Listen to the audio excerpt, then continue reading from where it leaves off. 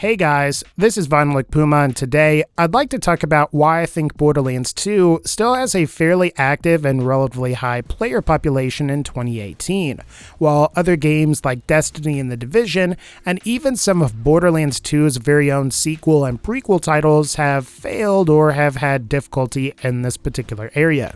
Now, before we start, this is going to be more of an opinion piece that you may find yourself agreeing with, or you may find yourself disagreeing with. As always, feel free to leave your thoughts and opinions in the comments section below. But with all of that out of the way, let's go ahead and talk about the first reason why I think Borderlands 2 has remained popular after all of these years, and a lot of that has to do with the state of the game at its initial release. In an era where it seems like every new game launch is plagued with bugs or is lacking essential features and game modes, Borderlands 2 was somewhat unique in the sense that it launched in a very complete, feature-packed state with minimal bugs. Now, that's not to say Borderlands 2 doesn't certainly have its fair share of bugs and glitches, but the important thing that I think Gearbox did with Borderlands 2 was that the core experience of the game without any updates or DLC is already very fun and feature-packed. In fact, I would go as far to say that you don't need any DLC or any of the updates for Borderlands 2 to truly enjoy it. While I can't speak for The Division because I haven't played it, I think we can all agree that Destiny 1 at launch simply lacked content. After all, the game had a poor story that was difficult to follow, and once you beat the main campaign, there was little else to do. Sure, you could try the raid and what other little endgame content that was available, however, due to Bungie's stubbornness, you had to get a group of dedicated Destiny friends to play through all of the endgame content. So most people that likely wanted to experience a lot of what Destiny's endgame had to offer simply couldn't due to these constraints, and they just moved on to other games. In contrast, Borderlands 2 had a story that was very easy to follow, and after you beat the main campaign, there was an unbelievable amount of stuff to do. For example, you could play through the game's various side quests and experience a lot of the game's delightfully bizarre Easter eggs and pop culture references. Or you could also do a lot of farming to obtain the vanilla game's legendary weapons, which were some of the best weapons that were available. And finally, you could also try to go and kill Terramorphous, who is the game's raid boss that you could try to take down in a group or by yourself to test your own skill. Ultimately, I think a big reason Borderlands 2 succeeded where a lot of other games in its own genre failed is mostly due to the sheer amount of content in the core experience. Having a solid campaign experience in addition to a large amount of endgame content at release not only created a lot of positivity around the game, which likely increased potential sales, but it also ensured that people would continue playing the game years after release. In addition to having a solid core gameplay experience, another major thing that I think has contributed to Borderlands 2's longevity was the game's incredible post-launch DLC support. Not only were a lot of the new add-ons really good, but the post-launch updates were very frequent both at and after the initial release. Specifically, if you look at this chart that I'm showing on the screen, you can see that major parts of Borderlands 2 were released shortly after the game came out. Gage and the Captain Scarlet DLC came out in October 2012, while Torg's Campaign of Carnage came out a month after. Then, in the following January, another big DLC in the form of Sir Hammerlock's Big Game Hunt came out, which was followed by several more DLC as you can see here. In fact, post-launch DLC and add-on support continued for Borderlands 2 until April 2014, which was around the time that Borderlands the pre-sequel was announced. These DLCs were important because it helped maintain consistent interest in the game by expanding the campaign and endgame content well after the initial release. Plus, what I also think helped Borderlands 2 was that the initial DLCs and add-ons were of relatively high quality and came out very shortly after release, which helped Borderlands 2 retain a lot of its player base for its first year on the market. When you compare this to Destiny 1, Destiny 1 didn't have substantial updates or DLC come out for seemingly months at a time. And really, Destiny 1 was particularly infamous in this area, as there were times where a solid year would be between DLCs. And a great example of that would be the content droughts between the Taken King DLC and the Rise of Iron DLC. Even when Destiny 1 had content coming out more frequently, new content would come out every 4 to 6 months, which does little to help maintain a game's community over a long period of time. Oddly, Borderlands the pre-sequel suffered from a similar fate that Destiny did, where the pre-sequel's first truly significant DLC expansion didn't come out until 5 months after the game released, which I think definitely hurt the game's player population long term, among some other things. As for The Division, I do think it has definitely performed better than Destiny 1 did when it came to consistency with its DLC and content updates. However, since I haven't played the game, my guess is that the game was ultimately hindered by poor endgame content at release, which does appear to have been a major criticism of the game, and I suspect that has hurt the game's player base numbers long term. After all, while a lot of people seem to come back to The Division for every new update, it's hard to say whether these people will still be around 6 years later, like we've seen with Borderlands 2. Really though, I think the optimal combination that helped Borderlands 2 succeed was its vast amounts of content at launch, in addition to its massive amounts of post-launch content that was of high quality and came out relatively frequently. Some of you may not agree with this next reason, but I think a major reason Borderlands 2 has remained popular after all of this time is because it primarily occupies the non-competitive part of the gaming markets.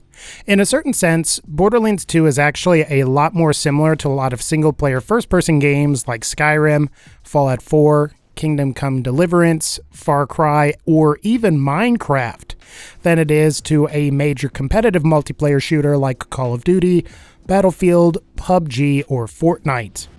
Also, because Borderlands is a non-competitive PvE-focused game, it's not trying to compete in a market that is completely saturated and currently dominated by huge PvP games like Fortnite, Call of Duty, or Overwatch. In fact, I would argue that one of the major problems with Destiny and The Division is that they include a PvP mode.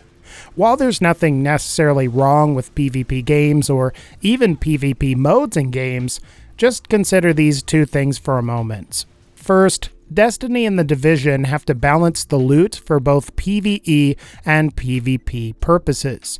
So what happens is the PvE mode, which is a big part of a looter shooter, is often compromised and held back by the PvP mode.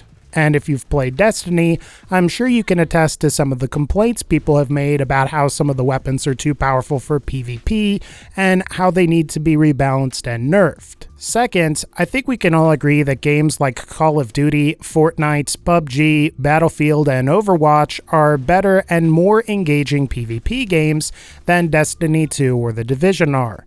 The former games are very refined and fluid PvP experiences, while Destiny 2 is much slower paced and seems like it has a tacked-on multiplayer mode in comparison. As a quick aside, I think what I'm sort of alluding to here is the reason why Battleborn had a massive decline in its player base shortly after release. While it may have actually been relatively different from Overwatch in the sense that Battleborn is more of a MOBA as opposed to Overwatch, which is a team-based shooter, both games were competing in the same incredibly crowded PvP multiplayer space. But I digress. The point that I'm trying to make is that Borderlands 2 was not only never constrained by the trappings that a PvP mode would add, but it also appealed to people that don't like PvP multiplayer. It's really the combination of these two factors that have made the game continue to have a relatively healthy player population all these years later. Not only does Borderlands 2 appeal to a part of the gaming market that most other publishers and developers avoid, it also doesn't have to worry about a brand new and big PvP multiplayer game like PUBG, Fortnite, Call of Duty, or Overwatch to come along and wipe out its player base. To sort of expand upon the last thing I was just talking about, where I said Borderlands 2 wasn't constrained by the trappings of a PvP mode, this indirectly allowed the developers over at Gearbox to make a lot more cool and interesting weapons, as well as more interesting skills and abilities that the player could take advantage of. When it comes to weapons, Borderlands 2's Norfleet, Unkempt Herald, Interfacer, or Pimpernel simply wouldn't be plausible in a PvP mode. The same thing goes for some of the various character skills like Zero's Bore, Salvador's Money Shot, Krieg's Bloodsplosion, or even Axton's Grit. Because Borderlands 2 was primarily balanced around PvE and is more of a quote-unquote power fantasy type experience, the designers can make guns, skills, and other abilities that are more visually spectacular and or just more powerful. Compare this to a game like Destiny or The Division, where a lot of the various character skills and weapons are a lot more vanilla and bland. Or in the case of something like the Gjallarhorn, which was cool, it was ultimately nerfed into oblivion to satisfy the game's PvE and PvP balance. Another advantage of being PvE only is that Borderlands can offer better mod support. In fact, I think the major thing that is keeping people interested in the game to this day is the mod support on the PC version. There's no denying that things like the unofficial community patch, as well as custom community patch mods, have made Borderlands 2 a far more interesting experience for the game's loyal and dedicated fanbase on the PC platform. The ability for players to add their own brand new content years after release greatly increases the lifespan of the game. Conversely, games like The Division and Destiny are online only, which makes them basically unmoddable and thus decreases their lifespan after the developers themselves stop supporting the game. I think the final thing that's worth mentioning is that Borderlands 2 was a landmark title that brought mainstream attention to the looter-shooter subgenre. To give you some idea of how big of a deal Borderlands 2 was, from September 2012 until April 2015, Borderlands 2 held the highest peak player count record of any third-party game on Steam, and remained in the top 10 until October 2016.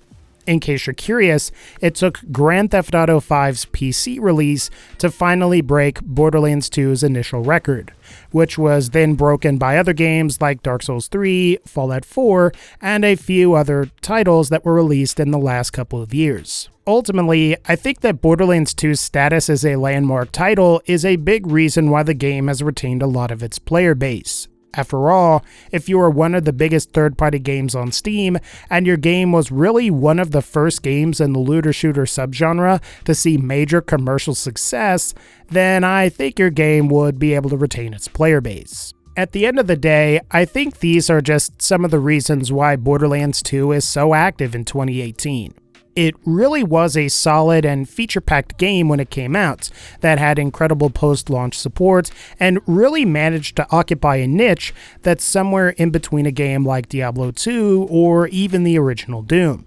Now, that's not to say that Borderlands 2 was as important as a game as the original Doom, but there's no doubt that Borderlands has had a major effect on the FPS genre and was likely what inspired games like Destiny or The Division to even come out in the first place. My only hope is that when Borderlands 3 comes out, Gearbox will look more into emulating what Borderlands 2 did as opposed to what a lot of its competitors did, as I think we can all agree that Borderlands 2 has had the longest lifespan out of all of them. Alright guys, I think that's going to pretty much wrap up this particular video. If you liked this video, feel free to leave a like, click the bell to join the notification squad, and as always, take care, and I'll see y'all next time.